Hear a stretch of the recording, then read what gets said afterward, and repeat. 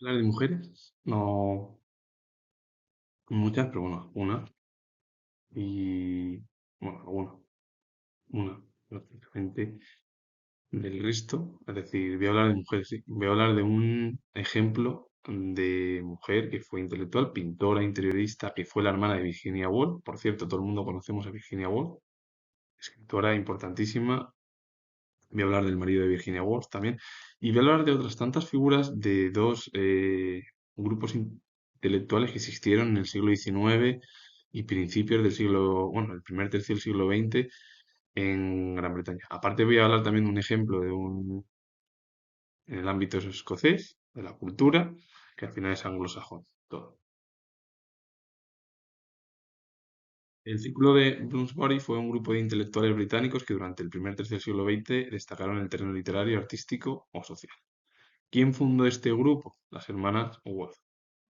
Diríamos que, bueno, en realidad fueron Virginia Woolf y Vanessa Bell, hermanas, em, que, bueno, pues tuvieron un papel importantísimo en crear esta institución artística, o bueno, más, esta institución cultural. A partir de ellas se unieron otros intelectuales que son muy conocidos, el filósofo Bertrand Russell, Keynes, el economista Lytton Strachey, o Edward Morgan Foster también, bueno, muchos de ellos filógrafos, escritores que se unieron a este grupo. Y a partir de ahí, bueno, lo de Bloomsbury fue uno de los círculos del ámbito cultural más destacados en el ámbito anglosajón, pero es que a nivel europeo. Es verdad que en España es, bueno, ha sido totalmente desconocido y hoy en día nadie ni lo conoce, pero fue un grupo de intelectuales, hombres, mujeres, incluso quien lo fundó, dos mujeres, algo importantísimo. En 1907 es cuando se fundó. Gracias a Virginia Woolf, todo esto es lo que provocó que la cultura anglosajona tuviese un boom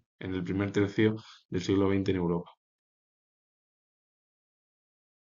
Que el círculo de Bloomsbury fue en torno al siglo XX. Bueno, pues los apóstoles de Cambridge, que es una sociedad secreta de élite intelectual de la Universidad de Cambridge, fundada en 1820 por George Tomlinson, un estudiante de Cambridge, que al final llegó a ser obispo de Gibraltar. Y bueno, a partir de ahí aparecieron figuras que estuvieron en este grupo intelectual, eh, como Frederick Maurice, John Sterling, Arthur Hallam, Alfred Tennyson, Bertrand Russell, Foster, Lytton Straits, Keynes, Leonard Woolf, el marido, que fue marido de Virginia Woolf, James Clerk Maxwell, físico, Ludwig Wittgenstein, filósofo austriaco, que luego, bueno, pues estuvo como alumno de Bertrand Russell y, bueno, residió prácticamente en Gran Bretaña. Eric Hobsbawm, historiador, eh, MacTaggert, filósofo idealista británico, Jonathan Miller, escritor, Julian Bell, hijo de Vanessa Bell y Arthur Clive Bell, y por último Rupert Brooke, que también estuvo dentro del grupo de los apóstoles de Cambridge, una institución que se creó a principios del siglo XIX en Gran Bretaña. Aquí son muchos de ellos miembros del círculo de Bloomsbury. Vanessa Bell, que fue pintora e interiorista británica, miembro del círculo de Bloomsbury. Bueno, Vanessa Bell y Virginia Bell, ambas fueron las que fundaron el círculo de Bloomsbury. Quien tuvo una gran relación, además, y unión toda la vida junto a su hermana Virginia Woolf, hasta que desgraciadamente Virginia Woolf murió 20 años antes que su hermana. Arthur Clive Bell fue el esposo de Vanessa Bell, crítico de arte británico, y la obra es Since Cézanne de 1922. Y tuvieron ambos un hijo, Julian Bell, que fue poeta británico, que perteneció a los apóstoles de Cambridge, cuando se incorporó mucho más tarde, y que sus padres fueron, como he dicho yo, Vanessa Bell y Arthur Bell, y bueno, pues el autor neerlandés Riden Krumhoff escribió la novela histórica relacionada con la vida de Julian Bell, que se denominó Los soldados no lloran, que está inspirada parcialmente en la vida, o en su vida, es decir, en la vida del propio Julian Bell, hijo al final de Vanessa Bell. Gerald Brennan fue escritor hispanista maltés de origen británico relacionado con el círculo de Bloomsbury, y una de sus obras es Al sur de Granada de 1957. Bueno, 50 años después, casi, no 50, en el año 2003, se plasmó en el ámbito del cine esa propia obra de Gerald Brennan. porque además estuvo viviendo aquí en España durante mucho, mucho tiempo, y sobre todo en el sur de España, es decir, en Andalucía. Leonard Woolf fue escritor, editor, teórico político y antiguo funcionario británico. Se le conoció por ser el esposo, bueno, más que el esposo, el marido de Virginia Woolf. La obra de Leonard Woolf es Las Vírgenes Sabias de 1914. Por cierto, estos, como he dicho, grupos o estos intelectuales, como una de ellas mujer, que por cierto solo hay una, fueron miembros del círculo de Bruce Boy. Vanessa Bell y Virginia Woolf, lo repito de nuevo otra vez, fueron las que fundaron el círculo de Bruce Boy, uno de los más destacados en el primer tercio del siglo XX en Gran Bretaña.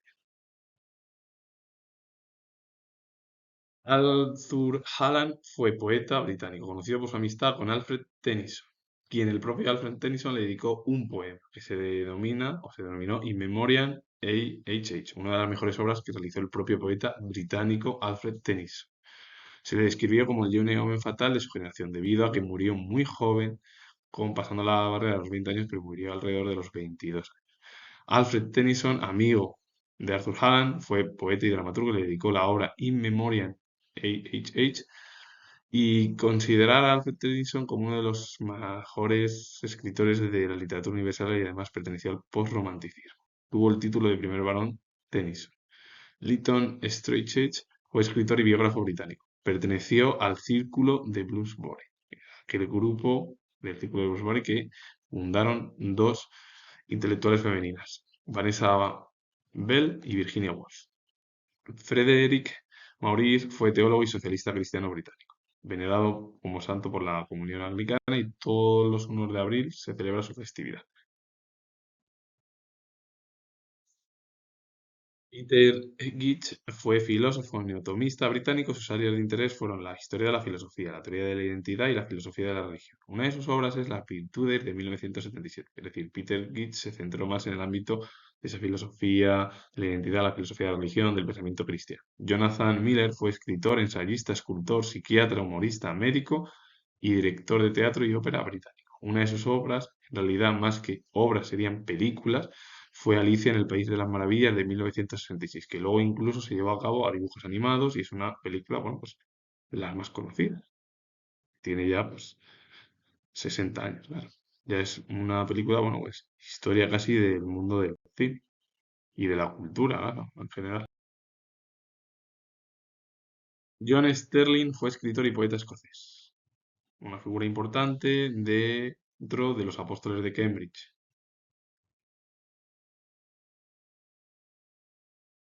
John McTaggart, Eli McTaggart, fue filósofo idealista británico. Durante la mayor parte de su vida fue profesor del Trinity College de la Universidad de Cambridge y seguidor a ultranza del filósofo alemán Hegel. Bueno, Hegel incluso realizó hasta, habló de la dialéctica, de versiones en torno a, bueno, incluso habló del propio Hegel, aunque es verdad que realizó otro tipo de obras como The Nature of Existence de 1900. McTaggart fue un admirador a ultranza, seguidor, admirador todo de la filosofía hegeliana. Charlie Dunbar Broad fue filósofo, epistemólogo, historiador de la filosofía, filósofo de la ciencia, filósofo moral y escritor de los aspectos filosóficos de la investigación psíquica británica. Es decir, que Charlie Dunbar Broad realizó, bueno, filosofía, epistemología, ciencia, moral, investigación psíquica, el comportamiento. Y por último, Rupert Brooke fue poeta y crítico británico que se encuentra en la diapositiva, figura representativa de la generación de jóvenes artistas diezmada por la Primera Guerra Mundial. Por su trágico destino, su belleza y el atractivo de sus brillantes dotes de conversación, quedó igual una figura legendaria de las letras inglesas. De convicciones socialistas, de gran postura física y fresco ingenuo, practicó con gran talento la poesía neorromántica, de los llamados georgianos dentro del simbolismo, que empezaron a publicar las obras entre los años, bueno, entre 1900 y 1910. A partir de ahí, una de esas obras es 1914, and Other Poems, de 1915. Desgraciadamente, Rupert Brooke, como otras tantas figuras de esa generación, participaron en la Primera Guerra Mundial y muchos de ellos murieron muy jóvenes al participar. Otros, algunos de ellos sobrevivieron, pero muy pocos. Así que con ello finalizo, comento que es historiador y si os ha gustado este vídeo, con el Círculo de Bloomsbury o los Apóstoles de Cambridge, dos instituciones importantes en la cultura británica. Mm, si os ha parecido interesante, pues comenta otra vez, darle a like, suscribiros, comentar y repito de nuevo que es historiador y nos vemos ya en el próximo.